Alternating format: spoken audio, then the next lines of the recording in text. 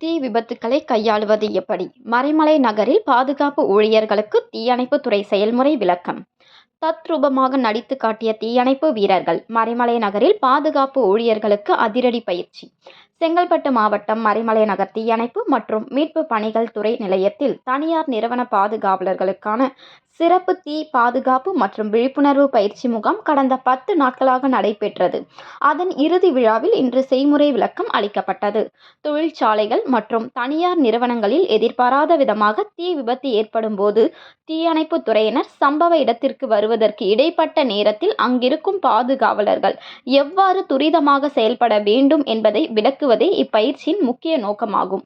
நிலைய அலுவலர் கார்த்திகேயன் தலைமையில் நடைபெற்ற இந்த முகாமில் மறைமலை நகர் மற்றும் அதன் சுற்று வட்டார பகுதிகளில் உள்ள பல்வேறு தொழிற்சாலைகளில் பணிபுரியும் 200க்கும் மேற்பட்ட பாதுகாவலர்கள் ஆர்வத்துடன் கலந்து கொண்டனர்.